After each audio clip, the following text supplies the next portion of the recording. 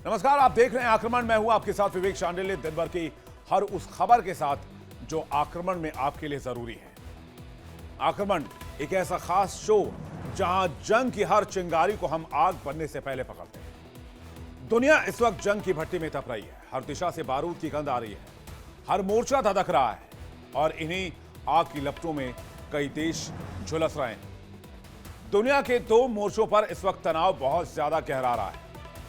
आज हम आपको दिखाने जा रहे हैं जंग की वो 3 तस्वीरें जिससे पूरी दुनिया हिल गई और भू राजनीतिक नक्शा भी बदल सकता है।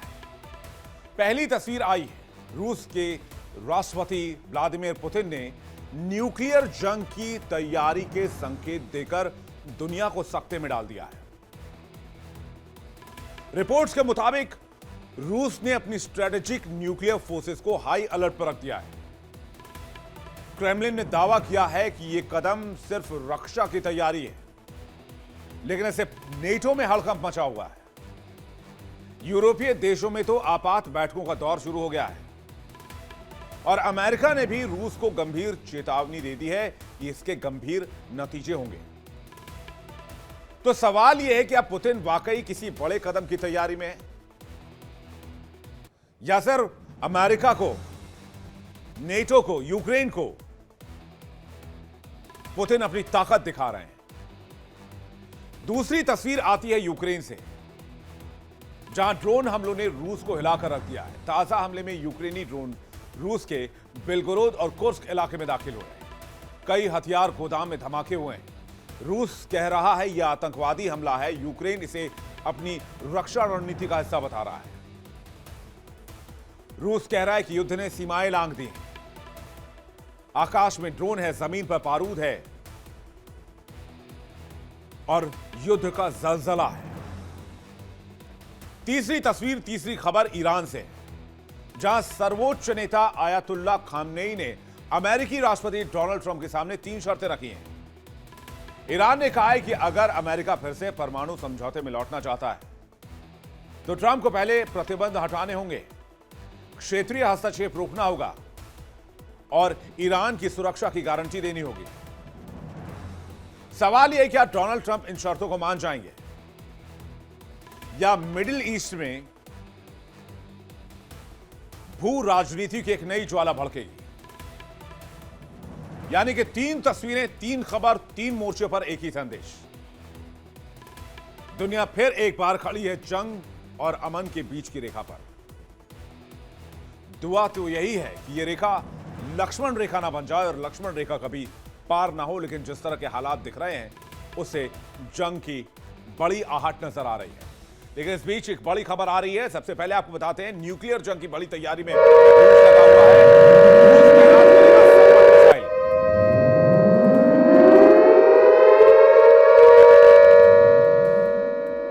पुतिन ने सर्मट की तैनाती का आदेश दे दिया है। रूसी सीमा पर यह मिसाइल तैनात की जाएगी। अगले साल तक सर्मट मिसाइल तैनात कर दी जाएंगे, जिसकी तस्वीर इस वक्त हम आपको दिखा रहे हैं। रूसी सर्मट मिसाइल बेहद घातक मानी जाती है और इसका हमला बहुत खतरनाक होता है। बड़ी खबर आ रही है, रूस सर्मट मिसाइल तैनात करने जा रहा है। रूसी सर्मट मिसाइल के आगे दुनिया के बड़े बड़े पावरफुल मुल्क पनाह मांगते हैं। इस मिसाइल की ताकत इतनी है।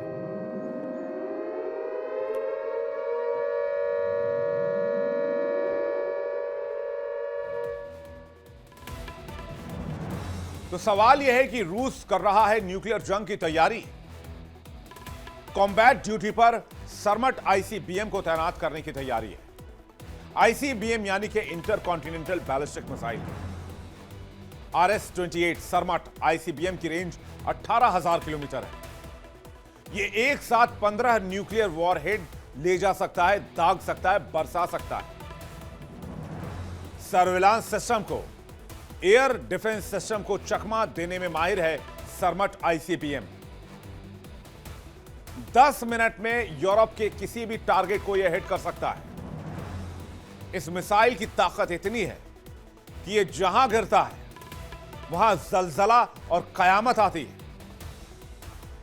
और रूस अब इसी सर्मट मिसाइल को यूरोप से लगते हुए बॉर्डर पर तैनात करने की तैयारी कर रहा है।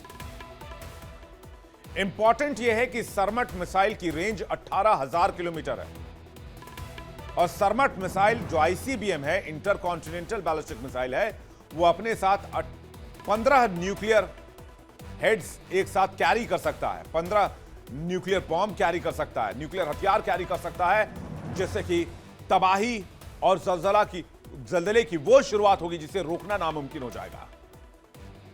इस बीच एक और बड़ी खबर आ रही है, उसका रुख कर लेते हैं। बड़ी खबर आ रही है, यूक्रेन पर रूस के ड्रोन हमले तेज हो गए हैं। बता दें आपको कि ड्रोन वॉरफेयर इस बार बहुत जबरदस्त तरीके से देखने को मिल रही है।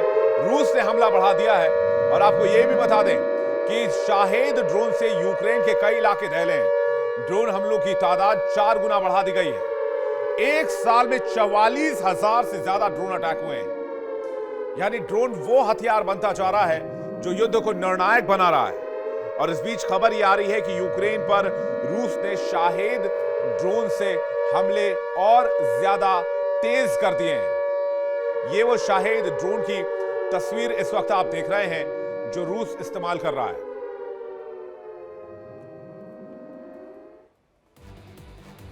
और इस बीच आक्रमण में एक और बड़ी खबर आपको बताते हैं। पोक्रोवस्क के दौरे पर यूक्रेनी राष्ट्रपति जेलेंस्की पहुंचे हैं।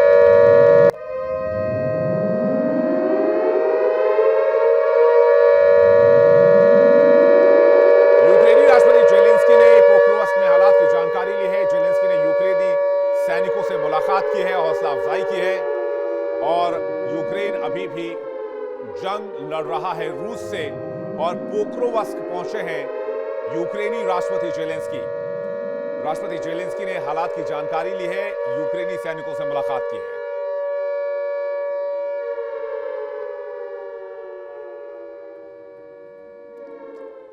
लेकिन इस बीच एटमी जखीरे को लेकर, एटमी हथियारों को लेकर एक बड़ी खबर आ रही है, उसका रुख करते हैं। बड़ी खबर यह है कि पुतिन का एटमी जखीरे में बढ़ोतरी पर जोर है, यानी कि रूस अपने एटमी हथियारों की संख्या बढ़ा रहा है। रूस बहुत तेजी से संख्या बढ़ा रहा है, एटमी शक्ति बढ़ा रहा है। बता दें कि बुरेविस्निक और पोसाइडन से यह ताकत बढ़ी है। रूस का मकसद किसी को डराना नहीं है, यह पुतिन कह रहे हैं। लेकिन अगर एटमी ताकत पुतिन बढ़ा रहे हैं, जिसके बारे में थोड़े दिन पहले डोनाल्ड ट्रंप ने भी जिक्र किया था, उससे इस इलाके में पावर बैलेंस बिगड़ सकता है। उससे इस इलाके में एक खतरनाक खेल शुरू हो सकता है। एक बार फिर से परमाणु हथियारों की होड़ पूरी दुनिया में शुरू हो गई है और इसी के साथ साथ अमेरिका ने भी बड़ी मात्रा में परमाणु टेस्ट करने का ऐलान कर दिया है।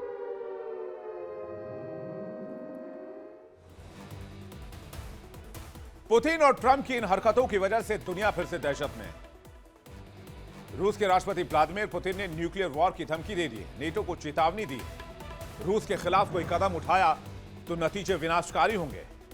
पुतिन ने कहा कि हमारे पास वो हथियार हैं जो दुनिया ने अब तक देखे ही नहीं है। सवाल यह उठ रहा है कि यह महज धमकी है या वास्तव में तीसरे वर्ल्ड वॉर की दस्तक। यूक्रेन में जारी जंग के बीच पुतिन का यह न्यूक्लियर इशारा दुनिया को याद दिला रहा है कि एक गलत फैसला इंसानियत को राख में तब्दील कर सकता है। क्या दुनिया फिर से कोल्ड वॉर 2.0 की ओर बढ़ रही है? पुतिन की जुबान से निकले शब्द अब पूरी दुनिया के लिए एक तरह से अलर्ट की तस्वीर बन चुके हैं। दुनिया फिर एक बार बारूद के ढेर पर बैठी है। रूस और यूक्रेन के बीच जंग जैसे जैसे लंबी खिंच रही है, वैसे वैसे पुतिन की रणनीति और खतरनाक होती जा रही है। मॉस्को से निकला एक नया आदेश और पूरा यूरोप सिहर गया। पुतिन ने कमान संभाली है महाविनाश की मिसाइल सरमत को तैनात करने की। एक ऐसी मिसाइल जो एक साथ 15 न्यूक्लियर वॉरहेड ले जा सकती है और जिसके सामने किसी भी डिफेंस सिस्टम की सांसें थम जाती हैं।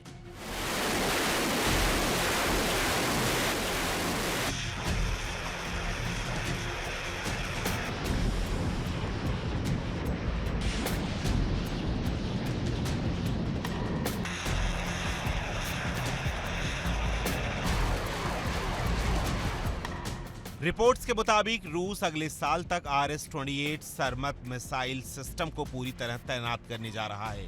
ये वही इंटरकॉन्टिनेंटल बैलिस्टिक मिसाइल है जिसे पुतिन रूस की परमाणु रीढ़ कहते हैं। इसकी रेंज करीब 18,000 किलोमीटर है। यानी दुनिया का कोई भी कोना रूस की पहुंच से बाहर नहीं होगा। सरमत का वजन 200 टन तक है और ये मात्र 3 मिनट में वॉरहेड रेडी कर सकती है। रूस का दावा है कि ये मिसाइल अमेरिकी डिफेंस सिस्टम थाड़ को भी भेज सकती है। मतलब सीधी भाषा में अगर ये मिसाइल छोड़ी गई तो पूरा महाद्वीप मिट्टी में मिल सकता है।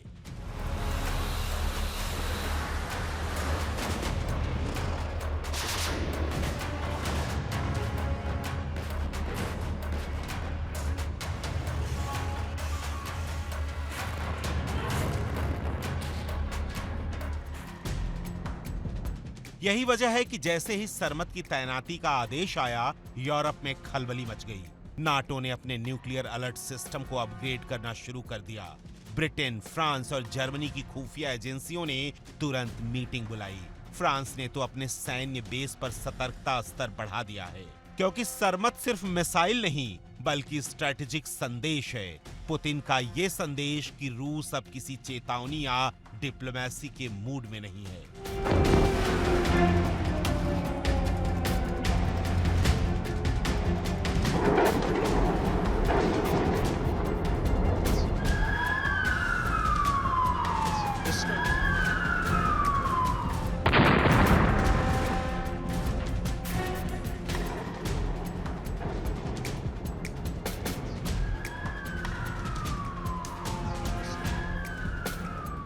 लेकिन कहानी यहीं खत्म नहीं होती। रूस अब 2 लेवल वॉर लड़ रहा है। एक तरफ मिसाइल की ताकत और दूसरी तरफ ड्रोन का आतंक। पिछले 1 साल में रूस ने जिस पैमाने पर कामिकाजे ड्रोन का इस्तेमाल किया है, उसने यूक्रेन के शहरों को खंडहर में बदल दिया है। कीव, ओडेसा, ज़ेपोरिज़िया, हर रात आसमान में उड़ते ड्रोन के नीचे तबाही की आग। यूक्रेनी एयर डिफेंस सिस्टम बार बार जवाब देता है, लेकिन रूस की ड्रोन फौज खत्म नहीं होती। रूसी गेरान 2 ड्रोन अब युद्ध के सबसे मारक हथियार बन चुके हैं।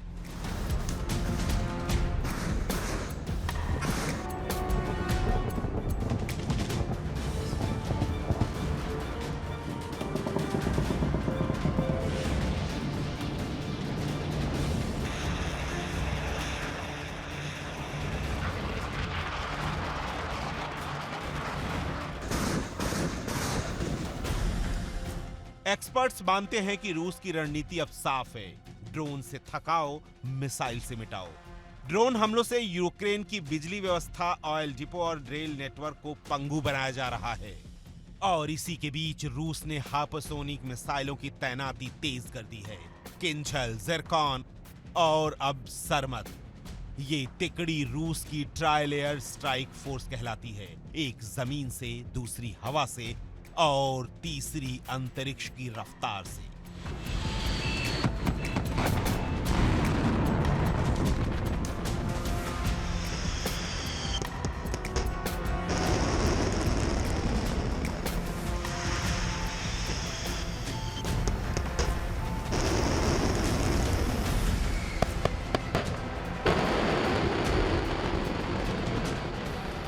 अब रूस सिर्फ जंग नहीं लड़ रहा, रूस एक संदेश दे रहा है कि हम किसी को डराना नहीं चाहते, लेकिन अगर कोई आगे बढ़ा तो हम रुकेंगे भी नहीं।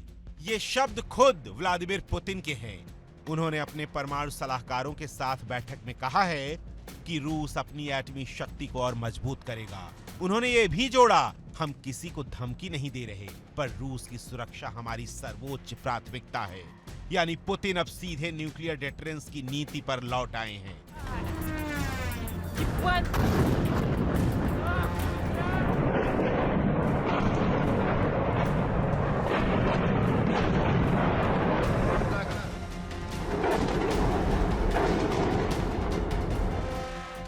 दूसरी तरफ नाटो को डर है कि रूस की ये तैयारी सिर्फ रक्षात्मक नहीं बल्कि युद्ध के अगले अध्याय की बड़ी भूमिका है। अमेरिका और ब्रिटेन के रक्षा विशेषज्ञों का कहना है कि सरमत मिसाइल की तैनाती और एटमी जखीरे में बढ़ोतरी दोनों संकेत हैं कि रूस आउट ऑफ लिमिट सोच रहा है। यानी अब नियम नहीं, सिर्फ परिणाम मायने रखेंगे। ब्रिटिश संसद में भी ये मुद्दा उठा कि रूस न्यूक्लियर बैलेंस को तोड़ने जा रहा है। फिलहाल जवाब नहीं, सिर्फ डर है।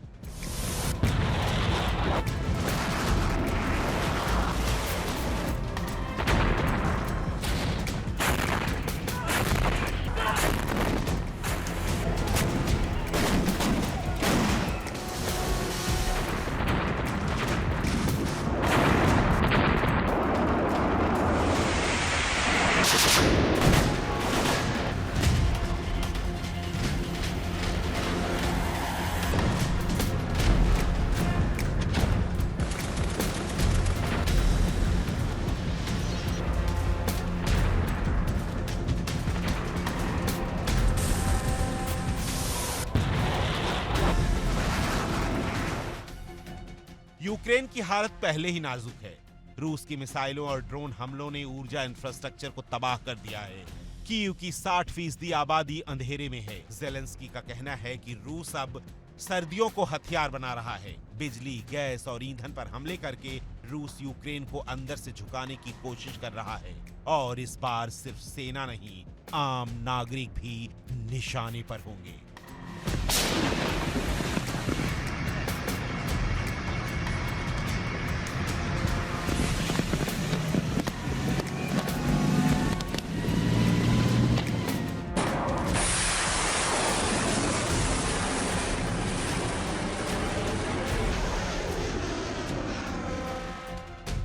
उधर रूस का दावा है कि वो यूक्रेन की सैन्य मशीन को खत्म कर रहा है।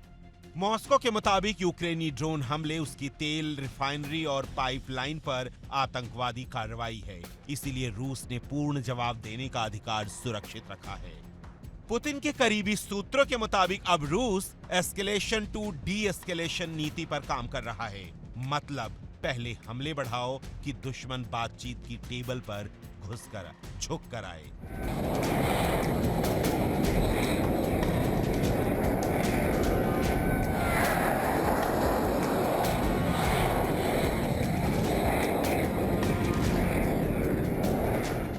यानी रूस अब अपने हर कदम से दो लक्ष्य साध रहा है।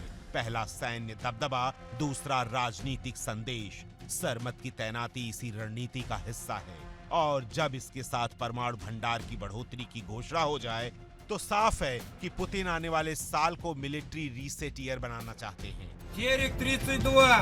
Стой! Огневой налет!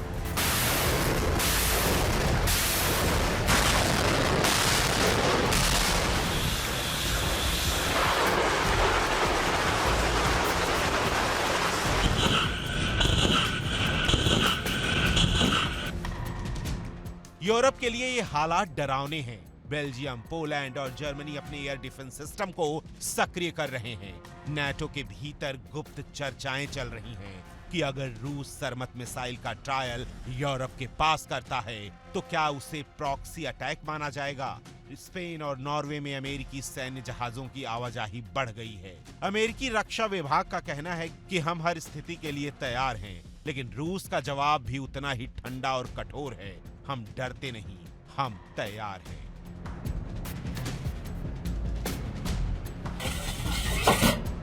По цели 303, 10 снарядов, огонь!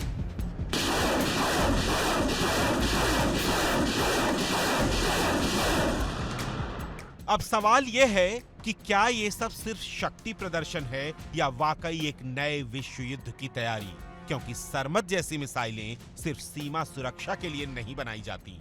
इनका लक्ष्य होता है डेटरेंस, यानी रोकथाम, जो तब काम करता है जब डर गहरा हो जाए। और आज डर गहराता जा रहा है। हर नई मिसाइल, हर ड्रोन हमला दुनिया को उस मोड़ पर ले जा रहा है जहां गलती की कोई गुंजाइश नहीं है।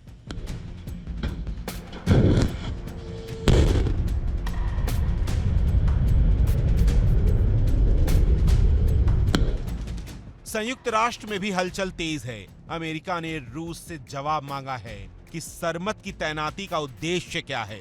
रूस का जवाब राष्ट्रीय सुरक्षा। भारत, चीन और तुर्की ने अपील की है कि दोनों पक्ष बातचीत की राह पर लौटें।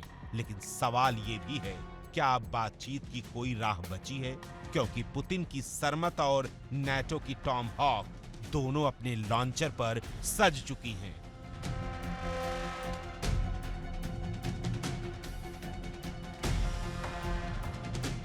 तो अब तस्वीर साफ है। रूस ने अगले साल के लिए युद्ध की नई पटकथा लिख दी है। सरमत मिसाइलें तैयार हैं, ड्रोन हमले जारी हैं और परमाणु जखीरा बढ़ रहा है। यूक्रेन की धरती अब बारूद की सीमा बन चुकी है। नाटो सतर्क है, यूरोप बेचैन है और दुनिया थमी हुई सांसों से देख रही है।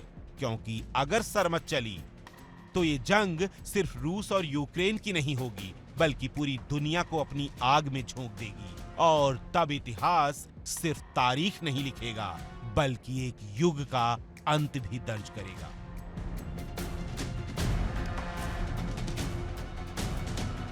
Bureau report, India daily. Внимание, батарея! Залпом! 333! लेकिन इन सबके बीच पोक्रोवस्क का रण क्यों इंपॉर्टेंट है, यह भी समझना जरूरी है।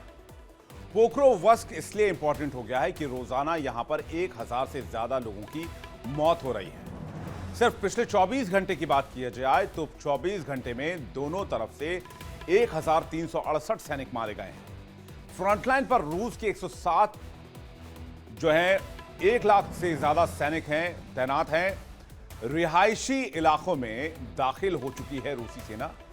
यूक्रेनी सैनिक जो है वो सप्लाई रूट पर कब्जा करके बढ़त हासिल करना चाहते हैं, इसलिए पोक्रोवस्क खुद जेलेंस्की पहुंच गए हैं। लेकिन इसके साथ साथ रूस ये समझ रहा है कि जब तक परमाणु ताकत नहीं बढ़ाएंगे तब तक लीड ले पाना बहुत मुश्किल है, जबकि दुनिया में सबसे ज्यादा परमाणु हथियार आज की तारीख में किसी देश के पास हैं तो वो रूस ही है। रूस को लेकर क्या उन्होंने बयान दिया है, रूस एटमी ताकत कैसे बढ़ा रहा है, यह भी समझने की कोशिश करते हैं। रूस लगातार एटमी ताकत पर जोर दे रहा है। वो ये कह रहा है कि डराने के लिए नहीं बढ़ा रहे एटमी ताकत। दुनिया के कई देश परमाणु शक्ति बढ़ा रहे हैं। हाल के परीक्षण से रूस की ताकत बढ़ी है। बताया जा रहा है कि बुरेवेस्टनिक और पोसाइडन से इसकी ताकत में बहुत ज्यादा इजाफा हुआ है। यानी रूस एटमी ताकत पर काम कर रहा है। और डोनाल्ड ट्रंप के बयान को अगर आप देखेंगे तो डोनाल्ड ट्रंप ने इसी बारे में रूस को चेतावनी दी थी, जिसके बाद ट्रंप ने आदेश जारी किया कि अमेरिका भी एटमी टेस्ट करेगा। और साथ ही साथ आपको बता दें कि इस बारे में डोनाल्ड ट्रंप ने यह भी कहा था कि नॉर्थ कोरिया और पाकिस्तान जैसे मुल्क भी एटमी टेस्ट कर रहे हैं। आगे बढ़ते हैं। इस बीच एक बड़ी खबर आपको बताते हैं जो इस वक्त आ रही है। बड़ी खबर इस वक्त आपको बता दें, रूस के तुआप्से पोर्ट पर जबरदस्त हमला हुआ है। रूस का पंजशीर डिफेंस सिस्टम तबाह हो गया है। तुआप्से पोर्ट पर लगातार हमला कर रहा है यूक्रेन। रूस के ऊपर जो हमला हो रहा है वो तुआप्से को सेंट्रिक बनाकर किया जा रहा है। तुआप्से पोर्ट बहुत इंपॉर्टेंट माना जाता है लॉजिस्टिक सपोर्ट्स के लिए और सप्लाई के लिए, इसलिए तुआप्से पोर्ट को निशाना बनाया जा रहा है। एक और बड़ी खबर आपको बताते हैं, रूस के ऑयल प्लांट को निशाना बनाया गया है। यूक्रेन ने रूस के ऑयल प्लांट को निशाना बनाया है। दो ब्रेकिंग न्यूज एक साथ आपको दिखा रहे हैं। दो ब्रेकिंग खबर आपके सामने है। दोनों ब्रेकिंग न्यूज इस वक्त रूस यूक्रेन युद्ध से जुड़ी हुई है। रूस के बशकोर्तोस्तान में ड्रोन अटैक हुआ है। यूक्रेन ने ऑयल प्लांट को निशाना बनाया है। हमले से ऑयल प्लांट को काफी नुकसान हुआ है और भयंकर भीषण आग लग गई है। इस हमले के बाद रूस के इस ऑयल प्लांट में यह इस वक्त जानकारी मिल रही है। बता दें आपको कि रूस के ऑयल प्लांट को निशाना बनाकर यूक्रेन ने हमला किया। रूस के बशकोर्तोस्तान में यूक्रेन ने ड्रोन अटैक किया है। यूक्रेन ने यहां पर ऑयल प्लांट को निशाना बनाया है। हमले से ऑयल प्लांट में भीषण आग लग गई, जिसके बाद से इस आग को कंट्रोल नहीं किया जा रहा है। लगातार ऑयल डिपो को निशाना बना रहा है यूक्रेन। और एक और बड़ी खबर यह आ रही है कि यहां पर जो ऑयल प्लांट था उसको निशाना बनाते हुए यूक्रेन ने हमला किया है। बता दें, रूस के तुआप्से पोर्ट पर भी यूक्रेन का जबरदस्त हमला हुआ है। काला सागर के तट पर तुआप्से पोर्ट है और यह स्ट्राइक रूस के डिफेंस सिस्टम को निशाना बनाकर किया गया। ड्रोन और मिसाइलों से हुए इस हमले ने रूस को झकझोर कर रख दिया। रिपोर्ट्स के मुताबिक पोर्ट पर लगी कई तेल टर्मिनल्स में आग भड़क गई। यूक्रेन ने कहा कि यह रूस की आक्रामकता का जवाब है। वहीं मॉस्को इसे आतंकी हमला बता रहा है। तुआप्से पोर्ट जो रूस की एनर्जी सप्लाई का अहम केंद्र है, जैसा कि मैंने आपको बताया, वहां पर यूक्रेन ने बड़ा नुकसान कर दिया है।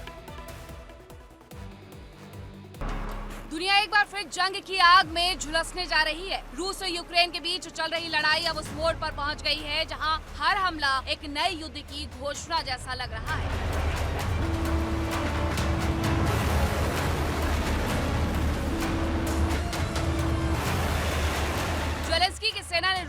दिल पर वार किया है, वो दिल जो पुतिन की ताकत और प्रतीक माना जाता है। तेल रिफाइनरी पर बमबारी, पाइपलाइनों पर ड्रोन हमले और तोआफसे बंदरगाह को राख में बदल देना, ये सब सिर्फ यूक्रेन का जवाब नहीं, रूस को खुली चुनौती है।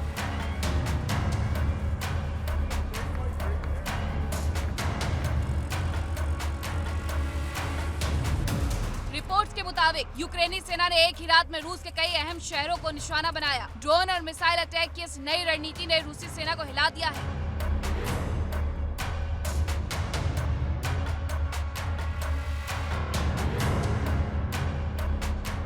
सबसे बड़ा दावा, यूक्रेन ने रूस के मिसाइल डिफेंस सेंटर को तबाह कर दिया है। वो सेंटर जहां रूस की सबसे खतरनाक हाइपरसोनिक मिसाइल और सैनिक मौजूद थी, वो मिसाइल जो ध्वनि की रफ्तार से 20 गुना तेज चलती है और जिसे रोक पाना लगभग असंभव है।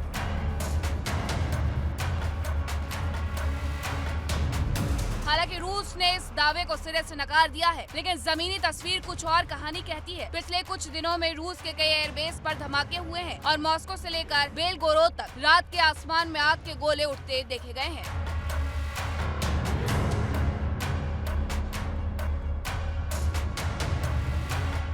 अब रूस भी पीछे हटने के मूड में नहीं है। पुतिन ने यूक्रेन के कई शहरों पर मिसाइलें बरसाने का आदेश दिया है। कीव, जोपोरिजिया, ओडेसा और खार्किव, हर जगह आग, बारूद और तबाही का मंजर है।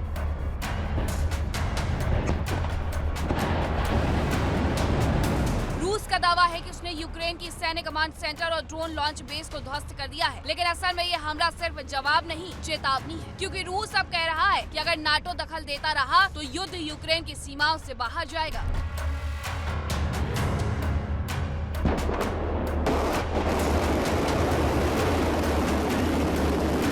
यही है वो पल जब यूरोप की नींद उड़ चुकी है। नाटो देशों में डर, तनाव और रणनीतिक हलचल तेज है। बेल्जियम, पोलैंड, जर्मनी और लिथुआनिया सभी अब रूस के निशाने पर आने के डर से सुरक्षा बढ़ा रहे हैं। पिछले 2 महीनों में 14 अज्ञात ड्रोन यूरोप के आकाश में देखे गए हैं। इनमें से कई को इंटरसेप्ट किया गया है, कुछ गायब हो गए हैं और कुछ ऐसे इलाकों में उतरे जहां अमेरिकी और नाटो के परमाणु हथियार मौजूद है।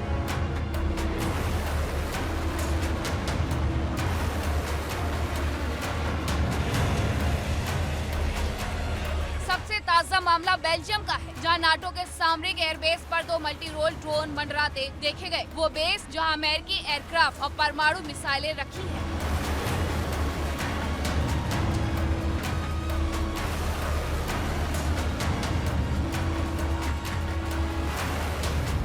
बेल्जियम की वायुसेना ने तुरंत अलर्ट जारी किया। नाटो इंटेलिजेंस ने जांच शुरू कर दी, लेकिन अब तक ये स्पष्ट नहीं है कि ये ड्रोन कहां से आए थे। कई विशेषज्ञों का कहना है कि ये रूस की साइकोलॉजिकल वॉरफेयर स्ट्रेटजी का हिस्सा है। डर, भ्रम और दबाव तीनों मिलकर दुश्मन के हौसले तोड़ने की रणनीति बनाते हैं और रूस यही कर रहा है।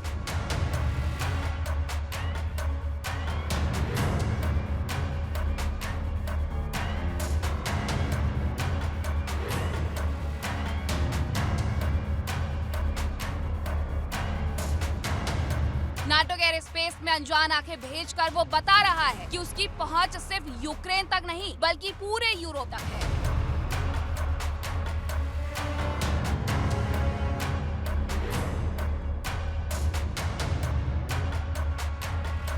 रूस की ये चाल समझिए, एक तरफ वो बेल्जियम, पोलैंड और बाल्टिक देशों पर मनोवैज्ञानिक दबाव बना रहा है, दूसरी तरफ वो ऊर्जा युद्ध को हथियार बना चुका है। रूस ने गैस सप्लाई पर नया प्राइस कंट्रोल लागू किया है और चेतावनी दी है कि अगर नाटो यूक्रेन को टॉम हॉक मिसाइलें देता है तो रूस यूरोप की एनर्जी लाइन काट देगा। यानी अब जंग सिर्फ मिसाइलों की नहीं बल्कि ऊर्जा की राजनीति की हो चुकी है।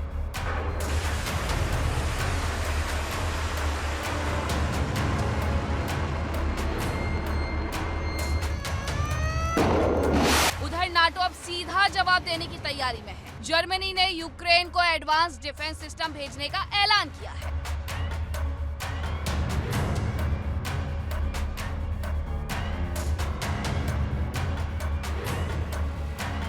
ब्रिटेन ने कहा है कि अगर रूस बेल्जियम या पोलैंड की सीमा पार करता है तो नाटो आर्टिकल 5 लागू करेगा, यानी एक देश पर हमला पूरे गठबंधन पर हमला माना जाएगा।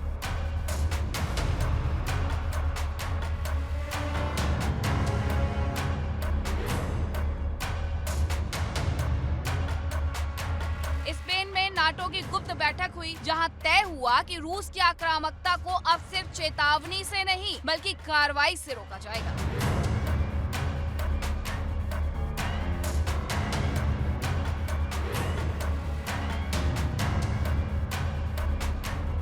अमेरिका भी इस रणनीति का हिस्सा है। पेंटागन ने यूक्रेन को टॉमहॉक मिसाइलें देने की प्रक्रिया तेज कर दी है। बस व्हाइट हाउस की औपचारिक मंजूरी बाकी है।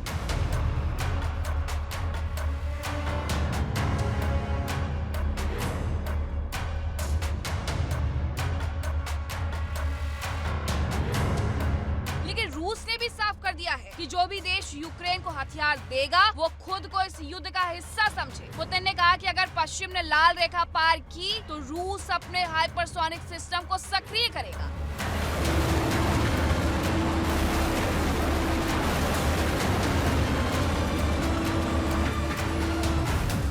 इसका मतलब क्या है ये सब जानते हैं। किंझाल और जिरकॉन जैसी मिसाइलें जो सेकंडों में किसी भी नाटो बेस को तबाह कर सकती हैं। अब रूस खुली चेतावनी दे रहा है, अगर हमें रोका गया तो नतीजा दुनिया झेल नहीं पाएगी।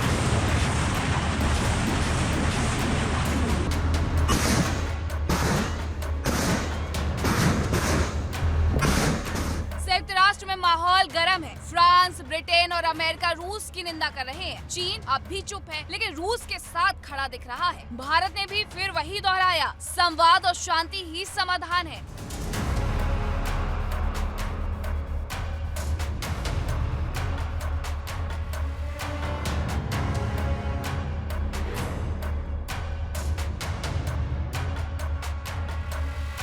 सवाल ये है कि क्या बातचीत की कोई गुंजाइश बची है, क्योंकि दोनों तरफ की सीमाएं हथियारों से भरी हैं और जमीनी हालात एक नए मोर्चे की ओर इशारा कर रहे हैं।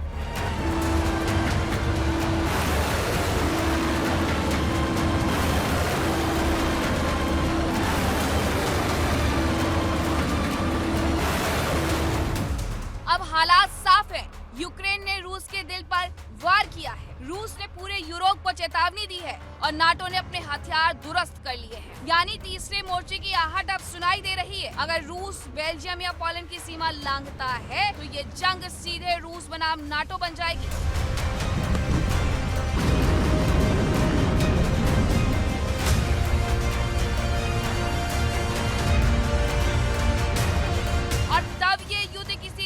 या महाद्वीप का नहीं रहेगा, बल्कि पूरी दुनिया को अपनी आग में झोंक देगा, क्योंकि अब हर कदम इतिहास लिखेगा और हर गलती भविष्य को बदल देगी।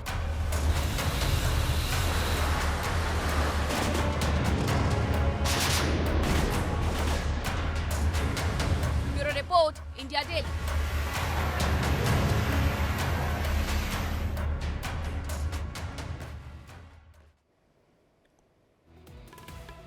चलिए बात करते हैं जंग के एक और मोर्चे की। दुनिया दंग है। ईरान के supreme leader ayatollah Ali Khamenei ने ट्रंप के सामने 3 शर्तें रखी हैं। जी हां, बिल्कुल सही सुन रहे हैं आप। तेहरान से वॉशिंगटन तक गूंज रही है खामनेई की चेतावनी और शर्तें। पहली शर्त, ईरान पर लगे आर्थिक प्रतिबंध, इकोनॉमिक सैंक्शंस हटाओ। दूसरी, किसी भी सैन्य कार्रवाई की धमकी बंद करो। और तीसरी, परमाणु समझौते में अमेरिका को पहले जैसा भरोसा जीतना होगा। खामनेई ने साफ कहा है कि सम्मान चाहिए, डर नहीं। सवाल यह है कि ट्रंप ये 3 शर्तें मानेंगे या फिर टकराव की आग और भड़केगी। दुनिया की नजरें अब ईरान अमेरिका टकराव पर टिकी हैं, जहां हर बयान जंग की दस्तक सुना रहा है।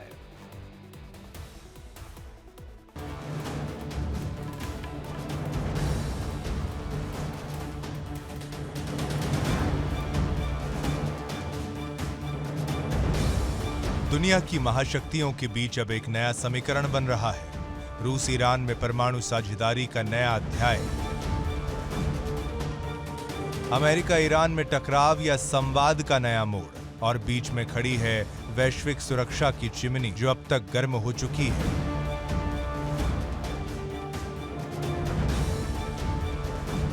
ये सिर्फ ऊर्जा का खेल नहीं रहा, यह अब शक्ति राजनीति की ऊंची दुकान बन चुका है। रूस और ईरान ने जुटाया है न्यूक्लियर मंच और अमेरिका ने खोला है संवाद का दरवाजा या फिर चेतावनी का। सवाल सिर्फ एक है कि क्या हम एक नए वैश्विक तनाव की ओर बढ़ रहे हैं? पिछले महीने मॉस्को में हुई एक दूरगामी बैठक में रूस ईरान की साझेदारी ने नया रूप लिया। रूस की परमाणु कंपनी रोसाटॉम और ईरान की एटॉमिक एजेंसी ने इंटरिम समझौता किया है, जहां ईरान में 8 नए न्यूक्लियर पावर प्लांट बनाने पर सहमति बनी है। समझौते के अनुसार ईरान 2040 तक लगभग 20 गीगावाट की न्यूक्लियर ऊर्जा क्षमता हासिल करना चाहता है। वर्तमान में उसका एकमात्र संयंत्र है बुशहर न्यूक्लियर पावर प्लांट, जिसकी क्षमता केवल 1 गीगावाट है।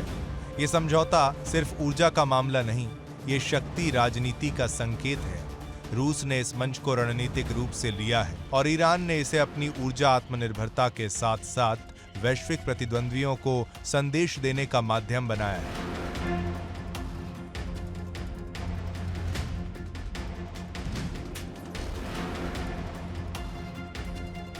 समांतर में जब इस समझौते पर हस्ताक्षर हुए, उसी समय ईरान पर अंतर्राष्ट्रीय प्रतिबंधों की वापसी की प्रक्रिया भी तेज हो रही थी। मतलब ये कि सिर्फ साझेदारी नहीं, बल्कि एक चुपके से उठाए गए मंच पर युद्ध रणनीति भी हो सकती है।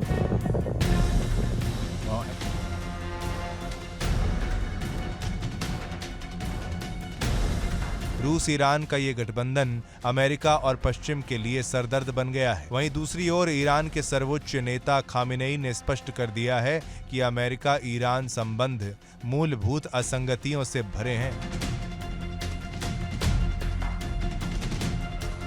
खामेनेई ने कहा है कि तब तक कोई सहयोग संभव नहीं जब तक अमेरिका इजरायल समर्थन, मध्य पूर्व में सैन्य आधार और अन्य हस्तक्षेप नीति नहीं बदलता। उन्होंने ये भी कहा कि अमेरिका के साथ संवाद मूल रूप से निष्प्रभावी है।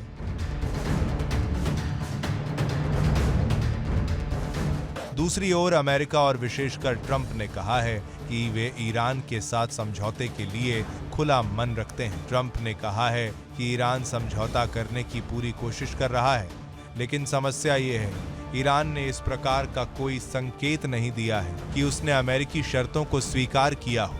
विदेश मंत्रालय ने किसी भी प्रकार के संदेश के आदान प्रदान को खारिज कर दिया है। मतलब अमेरिका के प्रस्ताव और खामेनेई की शर्तों में अभी भी खाई बनी हुई है।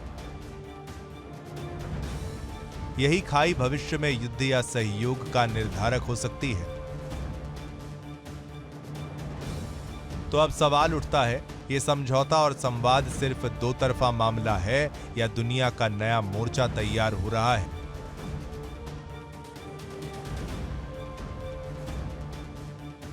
रूस ईरान न्यूक्लियर साझेदारी ने ऊर्जा राजनीति के नियम बदल दिए हैं। अमेरिका ईरान टकराव ने सुरक्षा रणनीति की चुनौतियां बढ़ा दी। मध्य पूर्व में स्थित ईरान अमेरिका के सहयोगी, खासकर इजराइल के सामने खड़ा है।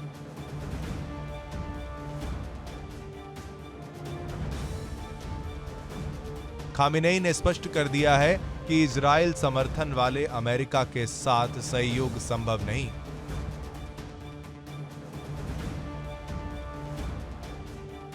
इस बीच रूस ने मॉस्को में न्यूक्लियर पावर प्लांट समझौते पर हस्ताक्षर के वक्त खुद को ईरान संपर्कों में रणनीतिक भागीदार बना लिया है, जबकि अमेरिका ने कूटनीतिक प्रस्ताव दिए हैं। उसे ये डर है कि ईरान कहीं न्यूक्लियर हथियार विकास की दिशा में न जाए, खास तौर पर जब संयुक्त राष्ट्र प्रतिबंधों का तंत्र सक्रिय हो गया है। इस तरह से ये पूरा खेल बन गया है, ऊर्जा, सत्ता, सुरक्षा, तीनों का संगम। और ये संगम तय करेगा कि भविष्य में युद्ध किसी देश विशेष का रहेगा या वैश्विक स्तर पर फूटेगा।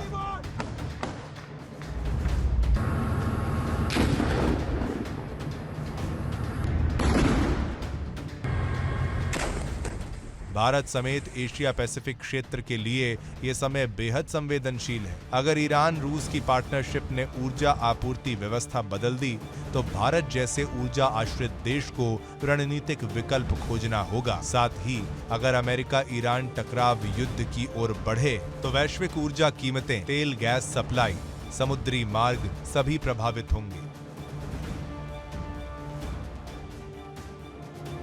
एशिया प्रशांत मंच में भारत को ये देखना होगा कि कहीं ये युद्ध तत्व वहां तक ना फैल जाए, और अगर फैल गया तो उसे ना सिर्फ आर्थिक बल्कि सुरक्षा क्षेत्र में भी तेज निर्णय लेने होंगे।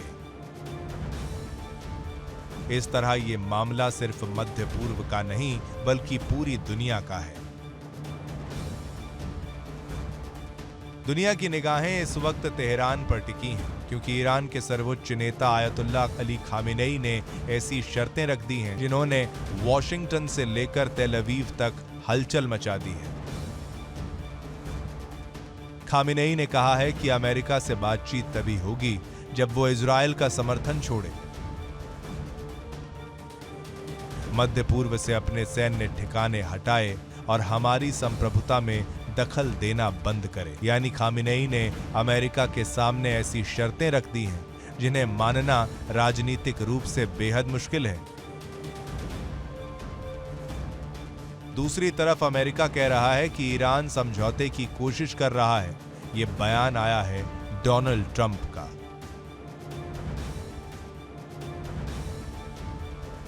अब दुनिया पूछ रही है, क्या यह बयान किसी नए डील सिग्नल की शुरुआत है या फिर पुराने तनाव की वापसी? अगर अमेरिका खामेनेई की शर्तें मानता है तो इसका मतलब होगा कि अमेरिका को अपनी मध्य पूर्व नीति पलटनी पड़ेगी। इजरायल भड़क जाएगा, सऊदी अरब असहज हो जाएगा और पूरा पश्चिमी गठबंधन कमजोर पड़ सकता है।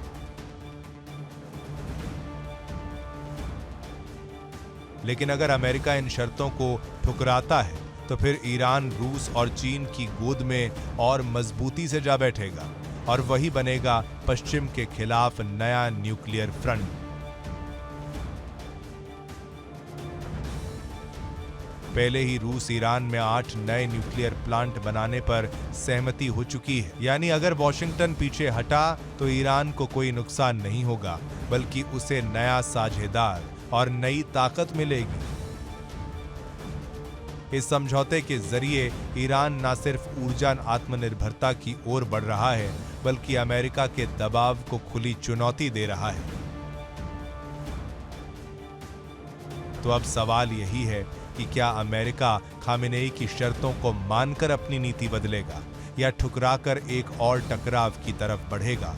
क्योंकि जो भी रास्ता चुना जाएगा उसका असर सिर्फ तेहरान या वॉशिंगटन तक नहीं रहेगा, बल्कि तय करेगा कि आने वाले सालों में दुनिया में शांति बचेगी या नया संकट भड़केगा। तो रूस ईरान न्यूक्लियर समझौता संकेत देता है कि दो शक्तिशाली खिलाड़ी मिलकर नई दिशा बना रहे हैं। अमेरिका ईरान संवाद के दरवाजे अभी खुले हैं, मगर शर्तें और भरोसे का अंतर बना हुआ है। वैश्विक पिच पर यह सिर्फ ऊर्जा का मामला नहीं रहा, यह भविष्य युद्ध की दिशा को तय करेगा। आने वाले हफ्तों महीनों में हमें देखना होगा कि क्या अमेरिका ईरान की शर्तों को स्वीकार करता है, क्या ईरान अमेरिका की मांगों पर अमल करेगा या रूस सहायता द्वारा अपना रास्ता आगे बढ़ाएगा। क्या इस सब का असर इजराइल रूसी रणनीति चालों पर होगा और क्या ये पूरा फ्लो एशिया पैसिफिक में नई सुरक्षा चुनौतियां खड़ी करेगा? अगर इनमें से कोई भी मोर्चा फूटता है तो ये सिर्फ एक समझौते का टूटना नहीं होगा, बल्कि एक नए वैश्विक संकट की शुरुआत हो सकती है। इसलिए दुनिया की निगाहें अब इस मैदान पर बनी हुई हैं, क्योंकि ये लड़ाई अब सिर्फ मिसाइलों या संयंत्रों की नहीं है, ये भविष्य सैन्य सामरिक व्यवस्था की है। और सही समय पर कदम उठाना अब सिर्फ देशों की चाल नहीं, इतिहास की दिशा तय करेगा।